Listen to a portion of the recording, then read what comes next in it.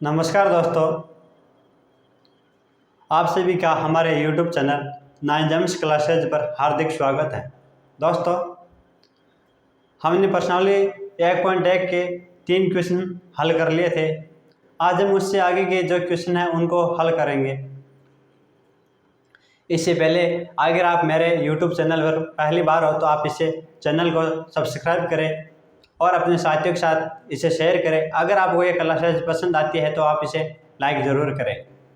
तो दोस्तों, आज हमारे क्वेश्चन नंबर है 4, पर्सनली 1.1 जो हमारी पूर्णांक चल रही है उनका। आज है क्वेश्चन नंबर 4।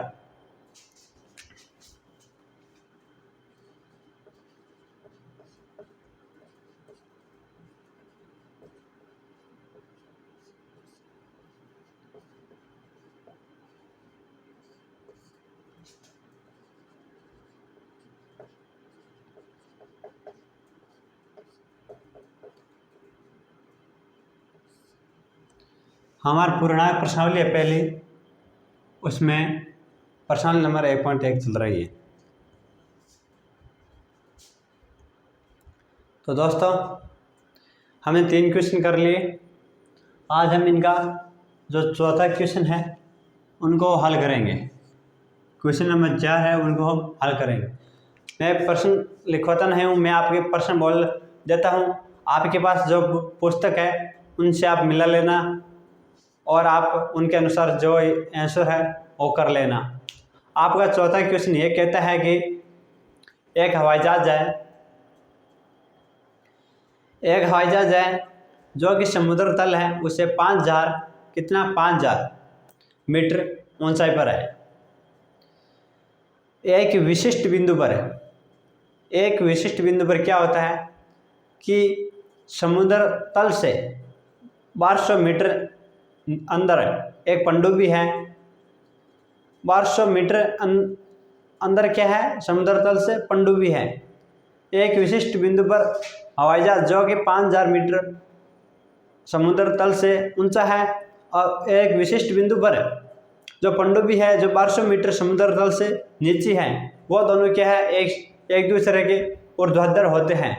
तो आपको इन दोनों के मध्य की जो दूरी है उनको ज्ञात करना है कि दोनों के मध्य की कुल कितनी दूरी है।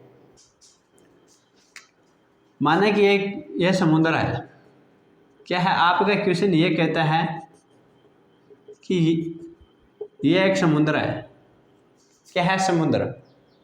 इससे ये क्या? समुद्र का तल है। यह है समुद्र तल। यह समुद्र तल, यह समुद्र का तल। माना कि यह समुद्र का तल है। अब एक हवाई जहाज जो कि समुद्र तल से 5000 मीटर ऊंचाई पर है, 5000 मीटर ऊंचाई पर उड़ रही है। माना कि एक हवाई जहाज है जो कि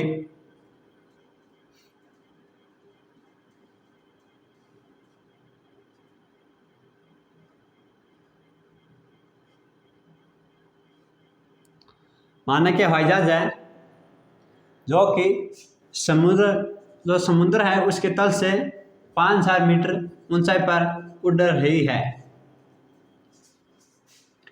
एक समुद्र है, यह है समुद्र, इसका ये तल है।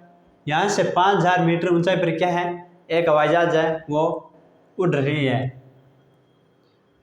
अब क्या है? इस समुद्र तल से अंदर क्या है? 1200 मीटर एक नीचे क्या है? पनडुब्बी है। कहाँ पर? 1200 मीटर, 1200 मीटर। यहाँ पर है क्या है? पनडुब्बी।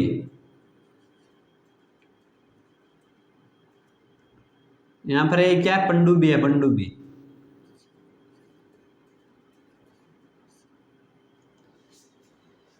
ये एक समुद्र है। माना कि ये एक समुद्र है। ये मैथ है, इसमें सब चीज़ को हर क्वेश्चन होता है उसमें मानकर ही हम चलना पड़ता है। इसलिए ये क्या है? एक समुद्र है। ये समुद्र का तल है। इससे 5000 मीटर की ऊंचाई पर क्या है? ये एक हवाई जहाज है और इसके 1200 मीटर अंदर क्या है, एक पनडुब्बी है। एक विशिष्ट बिंदु कि एक समय ऐसा आता है, क्या एक समय ऐसा आता है, कैसा आता है पता है? एक समय कैसा आता है? सब लोग इस दुनिया को छोड़कर चले जाते हैं, एक समय ऐसा आता है।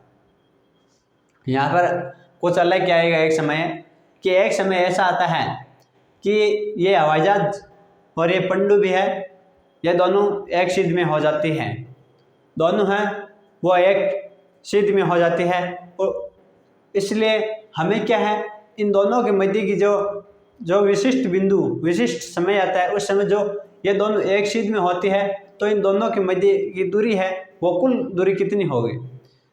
जो हवाई जहाज है वो तो समुद्र तल से 5000 मीटर ऊंची है, जो पनडुब्बी है वो 1200 मीटर क्या है, अंदर है। तो इन दोनों के मध्य की ऊर्ध्वाधर दूरी है वो कितनी होगी, यानी इन दोनों के मध्य की जो सीधी दूरी है वो कितनी होगी? हमें क्वेश्चन में यही ज्ञात करना है। तो हमारा क्वेश्चन है,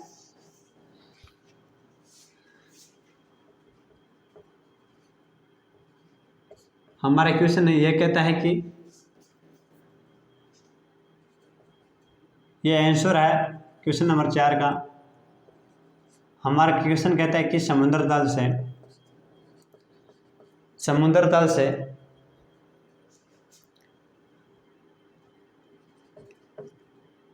हवाई जहाज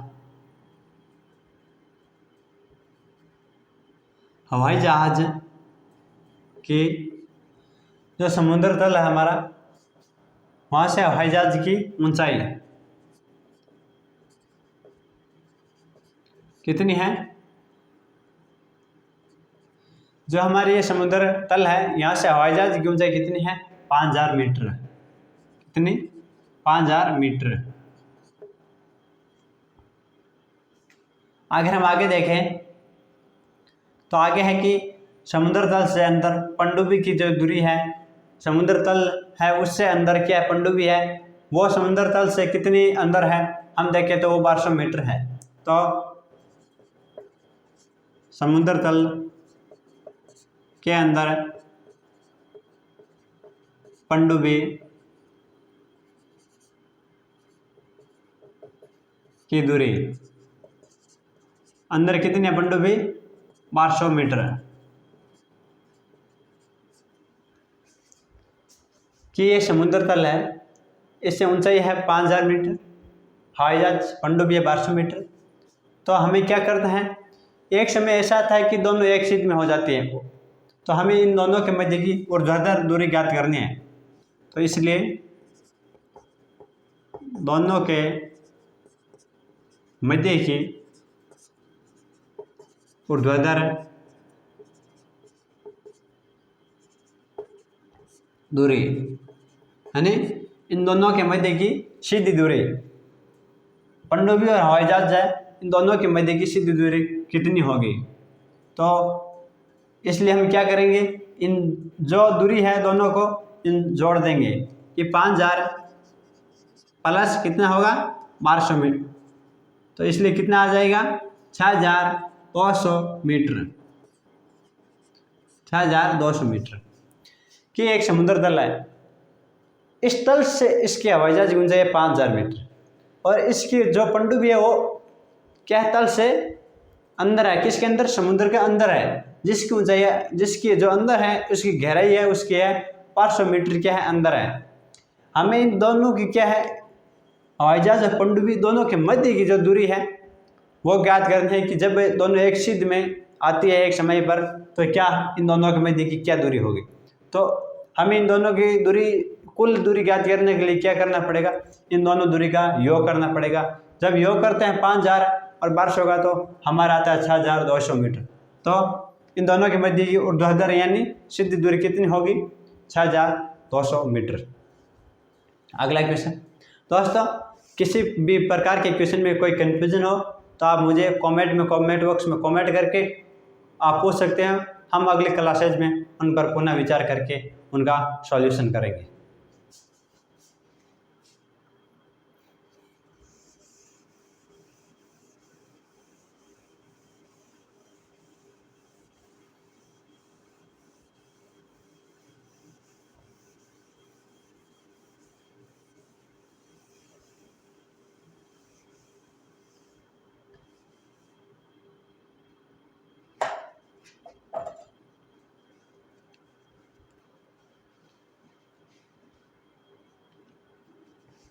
हम अगला क्वेश्चन लेते हैं, क्वेश्चन नंबर 5। कौन सा? Question number 5। आपका जो क्वेश्चन नंबर 5 है वो क्या कह रहा है? आपका 5 नंबर जो क्वेश्चन है वो क्या कह रहा है? 5 नंबर क्वेश्चन ये कहता है कि एक मोहन है जो कि अपने बैंक के खाते में क्या 2000 रुपये जमा करवाता है। कितने? 2000 रुपये जमा करवाता है। फिर क्या करता है? और उस 2000 जो जमा करवाया था रुपये, उनमें से 1642 रुपये क्या है वापस निकाल लेता है। तो जो निकाले गए निकासी राशि है उसको तो हम ऋणात्मक संख्या के द्वारा दर्शाते हैं। तो आपको पहला क्वेश्चन ये बताना है कि जो हमारे बैंक में 2000 रुपये जमा करवाए थे उस जमा राशि को हम किसके द्वारा दर्शाएंगे? कि हम जो निकासी की थी 16,642 रुपये की, उसको हम ऋणात्मक संख्या द्वारा दर्शाते हैं। तो आपको क्या बताना है? आपको ये बताना है कि जो हमने जमा किया था 2000 रुपये, उनको हम किस संख्या के द्वारा दर्शाएंगे। इससे आगे क्वेश्चन आता है कि मोहन ने जब 2000 रुपये जमा करवाए, उनमें से 1,642 रुपये निकाल लिए, तो आप बताओ कि इनके पीछे कितने शेष रुपये रहे थे। आपको जो खाते में शेष रुपये रहे उनको भी बताना है। इस प्रकार से इस एक क्वेश्चन में 2 क्वेश्चन है। पहला तो है कि जो हमने राशि जमा करवाई थी उसको हम किस संख्या के द्वारा दर्शाएंगे। दूसरा क्वेश्चन ये बनता है कि शेष जो जमा करवाई थी और वापस निकासी की, अब खाते में शेष राशि कितनी बची है। तो हम देखते हैं, इसका आंसर लिखते हैं। आंसर लिखते हैं तो हमारा आता है कि मोहन ने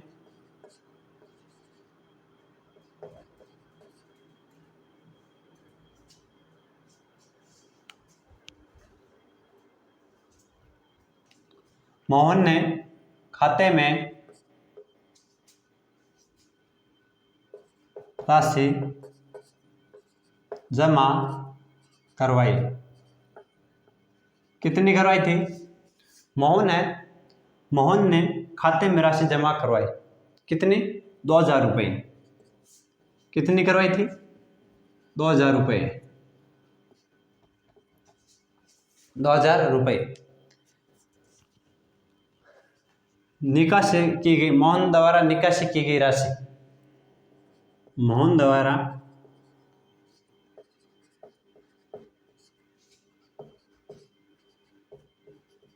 निकासी की गई राशि। मोहन द्वारा निकासी की गई राशि कितनी है? 1,642 रुपये। 1642 रुपये, 1,642। मोहन ने पहले तो 2000 रुपये खाते में जमा करवाए थे। फिर क्या किया मोहन ने? 1,642 रुपये क्या कर लिए थे? खाते से वापस निकाल लिए। तो इसमें कहा गया है कि निकासी राशि है, जो हमारी निकासी राशि है कौन सी? 16,042 रुपये। इनको ऋणात्मक संख्या द्वारा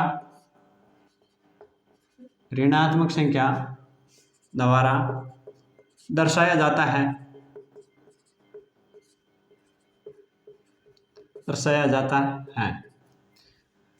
जो हमने 1,642 रुपये की निकासी की थी उसको हम ऋणात्मक संख्या द्वारा दर्शाते हैं। तो आपको बताना है कि जो हमने जमा राशि की थी जो 2000 रुपये, उनको हम किस संख्या द्वारा दर्शाएंगे। तो इसलिए जमा राशि को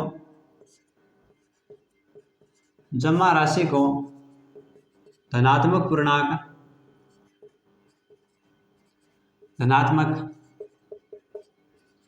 पूर्णांक द्वारा दर्शाया जाएगा।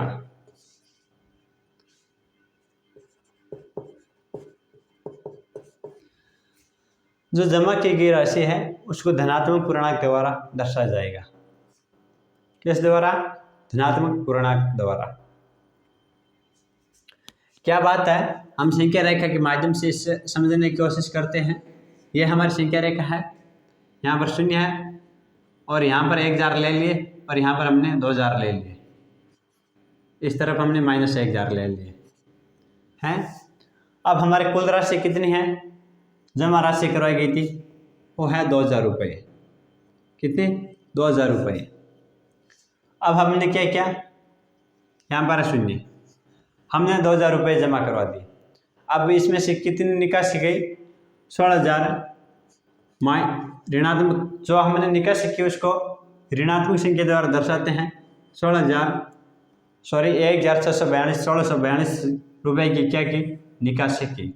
इसलिए ये कहाँ वापस आएगा, पहले तो 2000 तक गए, वापस कहाँ आ गए हम, 16,000 जो माइनस का है 1642 रुपये, हम जो कि ऋणात्मक संख्या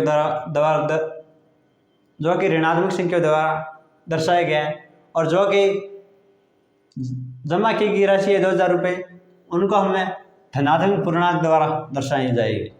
ये देखिए कि जो संख्या रेखा है वहाँ पर क्या है, 2000 कहाँ पर है, धनात्मक, जो हमारा धनात्मक होता है इस तरफ हमारा ऋणात्मक होता है मान। जो धनात्मक मान है वहाँ पर हमने इस 2000 को दर्शा दिया। आगे याद करना है कि 2000 जो रुपये जमा करवाए थे, फिर हमने 1642 रुपये वापस निकालने, तो शेष राशि ज्ञात कीजिए। अब खाते में शेष राशि, इसलिए खाते में शेष राशि कितनी बचेगी, 2000 माइनस 1642 कितना आ जाएगा। 2000 में से आप 1642 घटाओगे तो 10 में से 2 गया 8, 9 में से 4 घटाने पर 5 और 19 में से 358 रुपये। तो खाते में शेष कितने रहे, 358 रुपये, है नहीं। कहाँ पर आएगा संख्या रेखा पर, यहाँ पर 358 रुपये। जब हमने 2000 में से -1642 घटाए तो हमारे 358 रुपये शेष रहे। हम इसको दोबारा समझने का प्रयास करते हैं। दोस्तों, अगर इस क्लासेज में, इन प्रश्नों में आपको किसी भी प्रकार का कोई डाउट हो तो आप मुझे कमेंट बॉक्स कीजिए करके, आप किसी भी प्रकार का आपको किसी भी प्रकार का कोई कन्फ्यूजन हो या समझ नहीं आया हुआ हो तो आप पुनः पूछ सकते हैं। हम अगली कक्षा में इन पर वापस विचार करके आपको बता देंगे। हम अभी इनको देखते हैं कि ये किस प्रकार हुआ, ये संख्या रेखा पर किस प्रकार हमने दर्शाया। तो मोहन था, उसने क्या किया, खाते में 2000 रुपये जमा करवाए पहले। फिर क्या किया, मोहन ने क्या किया, 1642 रुपये वापस निकाल लिए खाते से। जो निकाली गई राशि थी हमारे, जो 1642 रुपये जो निकाली गई राशि थी, उसको हम क्या करेंगे, ऋणात्मक संख्या द्वारा दर्शाएंगे। तो हमें ये पहले बताना था कि जो जमा की गई राशि थी उसको हम किससे जब हम कोई जमा करते हैं तो उसको किससे दर्शाएंगे, तो निकाली की गई राशि को हम ऋणात्मक संख्या द्वारा दर्शाएंगे। तो जो हमें जमा की गई राशि है उसको हम इससे धनात्मक संख्या द्वारा दर्शाएंगे। इससे आगे पूछा गया था, इसलिए हमने धनात्मक पूर्णांक द्वारा दर्शाया, तो इसलिए हमने संख्या रेखा पर धनात्मक की तरफ से हमने यहाँ पर 2000 रुपये दर्शा दिए। अब हमें क्या करना है कि जब हमने 2000 में से 1642 रुपये निकाले तो पीछे कितना शेष राशि बचे, तो हमें इनमें से इसको घटाना पड़ेगा। घटाने के लिए हमने क्या किया, 2000 में से 1642 रुपये माइनस कर दी। तो हमने देखा कि 10 में से 2 घटाने पर 8 है, 10 यहाँ पर पीछे रहा 9 में से 4 जाने पर 5, यहाँ पर 20 है, 20 में से 1 हासिल चली गई थी इसलिए पीछे 19 रहा, 19 में से 16 घटाने पर रहा 3, पीछे कितने रुपये रहे, 358 को संख्या रेखा पर दर्शाए तो यहाँ पर आता है। जो भी किया होता है एक धनात्मक संख्या प्राप्त होती है, यहाँ धनात्मक पूर्णांक हमें प्राप्त होता है। इसमें केवल जो निकासी की गई राशि थी वो ऋणात्मक संख्या थी। इस प्रकार दोस्तों हमने पहले ही क्वेश्चन में हवाई जहाज और पनडुब्बी के मध्य की दूरी ज्ञात की, जिनके मध्य की दूरी कुल दूरी थी 6200 मीटर। और उसके बाद में हमने मोहन के खाते में ये क्वेश्चन किया खाते से संबंधित। और इस प्रकार हमने आज की इस क्लासेज में 2 क्वेश्चन किए। दोस्तों ये क्लासेज आपको पसंद आई है तो आप इसे लाइक ज़रूर करना। जो आगे के क्वेश्चन हैं हम अगली कक्षा में हो सकेंगे तो इस प्रश्नावली को पूरी करने की पूरी कोशिश करेंगे। इसलिए दोस्तों आपको इस क्लासेज को अपने साथियों के साथ शेयर करें ताकि वो भी इस ऑनलाइन क्लासेज को ज्वाइन कर सके। और आप पहली बार हो तो इस चैनल को सब्सक्राइब जरूर करें ताकि मैं जब भी मेरे ऑनलाइन वीडियो अपलोड करूं तो उसका नोटिफिकेशन आप तक पहुंच जाए। तो दोस्तों आप ये ऑनलाइन क्लासेज हमेशा देखते रहे। आपका दिन शुभ हो। आपका धन्यवाद। आप हमेशा खुश रहे।